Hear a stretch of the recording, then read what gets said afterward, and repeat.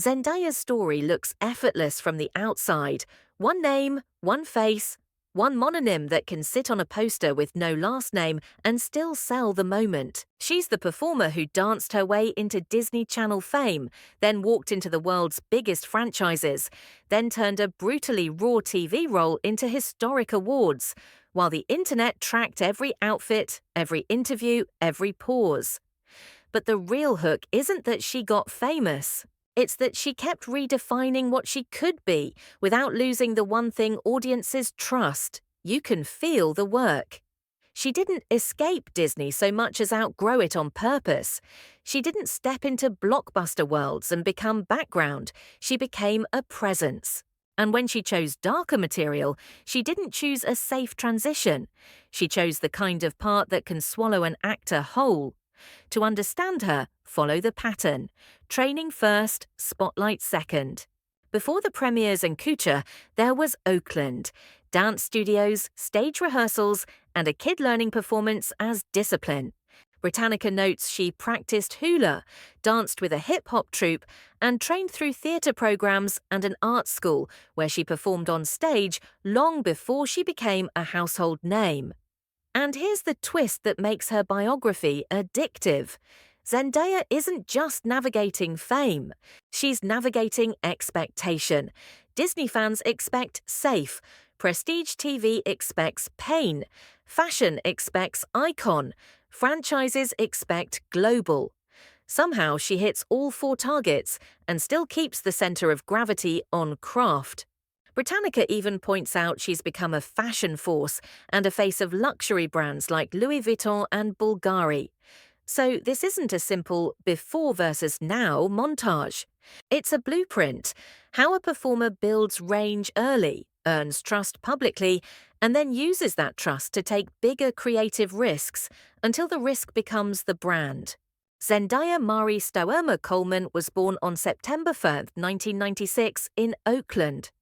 Britannica describes her parents as teachers and emphasizes how early she began stacking skills, dance, theatre, performance training, long before the camera crews arrived. That detail is easy to skim past, but it explains almost everything. Skill compounds, discipline compounds, and confidence, when it's built on practice, lasts longer than hype. She trained in multiple lanes at once. Britannica notes hula practice, hip-hop dance, and formal study through well-known Bay Area theatre programs, plus the Oakland School for the Arts. In school and local theatre, she performed in stage productions and Shakespeare, learning how to control energy, timing, and presence. That blend, dance plus theatre, is a cheat code for screen acting. Dance teaches you timing, physical intention, and how to tell the truth with your body when you aren't speaking. Theatre teaches you how to hold attention, how to modulate energy, how to stay present through noise. Put them together, and you get what audiences often notice about Zendaya. She's composed, not cold, composed. Even when she jokes, there's control. Even when she's still, there's power. Britannica also notes she modelled, appeared in commercials, and danced in a kids' bop video. Those are early reps, learning how to take direction, reset quickly, and perform for a lens instead of a live audience. The public will eventually call that natural. In reality, it's trained. Then the first major door opens, and it opens into a machine built to manufacture likable stars. In 2010, Zendaya landed the role of Raquel Rocky Blue on Shake It Up, a comedy about two teens chasing a dance dream. Britannica notes the series ran until 2013. Those years became her public apprenticeship. Weekly performance, family-friendly comedy timing, dance on camera, and the early social media era pulling celebrities closer to fans. During that period, she also built a music identity. Britannica notes her first single, Swag It Out, and her debut album, including the hit Replay. She starred in Disney TV movies like Frenemies and Zapped. The point isn't the titles, it's the reps. She was learning camera rhythm, set discipline, and how to communicate emotion inside a clean Disney framework. In 2013, she competed on Dancing with the Stars and finished runner-up, according to Britannica. That moment mattered because it introduced her to viewers who didn't care about Disney. It reframed her as a performer. She also understood fandom as community. Britannica notes she published the advice book Between You and Me, aimed at preteen fans. That's a subtle power move, speaking directly to an audience, learning what they want from you, and building trust that follows you into your next era. From 2015 to 2018, she starred in KC Undercover and produced a number of episodes per Britannica. Those production credits are a turning point. She's not only executing decisions, she's learning how decisions get made. That education quietly protects you later when the spotlight gets bigger and the stakes get sharper. One underrated skill she learned here is tone discipline. On Disney, you can't drift into cynicism, can't let emotion get messy for too long. You hit the beat, keep it bright, and reset. Later, when she plays darker material, that ability to modulate becomes an advantage. She can take an audience to the edge without losing them. And she learned how to speak on camera as herself, interviews, fan events, live shows. The industry treats that as personality, but it's a craft, knowing when to be open, when to be private, and how to communicate boundaries without turning people against you. Zendaya's later career is proof that this matters as much as acting.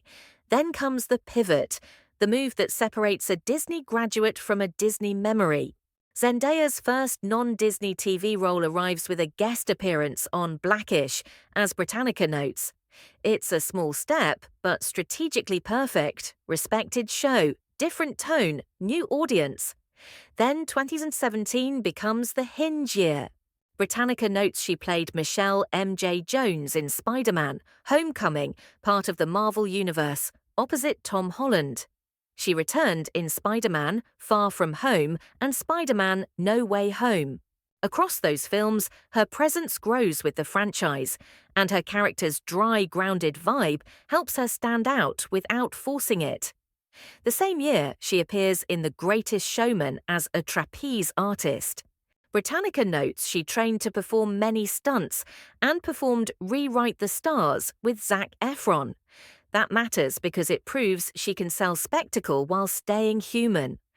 Around this era, Britannica also notes appearances in music videos by Taylor Swift, Beyoncé, and Bruno Mars. Pop culture visibility across lanes becomes part of her advantage. She's not confined to one audience. By 2021, her roles sharpen. Britannica highlights Malcolm and Marie, a pressure cooker drama built on emotional endurance. That's a different test than Disney or Marvel. There's nowhere to hide. That year, she also voiced Lola Bunny in Space Jam, a new legacy. Then comes the prestige blockbuster Dune. Britannica notes she stars as Shani, opposite Timothée Chalamet in director Denis Villeneuve's adaptation of Dune. She returns in Dune Part 2. Huge scale, serious tone, global fandom. Zendaya fits because she has stillness that reads as strength. But even this doesn't fully explain the cultural shift. The real transformation happens on television, in a role that changes the question people ask about her. In 2019, Zendaya took the lead role of Rue Bennett in Euphoria. Britannica calls it a major departure from her Disney image. It's emotionally brutal material, and the kind of role that forces audiences to stop seeing Zendaya the brand and start seeing Zendaya the actor. The industry response was historic. She won Outstanding Lead Actress in a drama series at the Emmys in 2020, reported widely as making her the youngest winner in that category. She won again in 2022, and major coverage noted the history. Youngest two-time acting winner and the first Black woman to win that specific lead drama acting award twice. Britannica also summarizes these milestones and the broader impact of the role. Why do those wins matter beyond trophies? Because Rue isn't serious acting as a costume. It's sustained vulnerability, pain, and chaos, material that's easy to sensationalize and hard to humanize.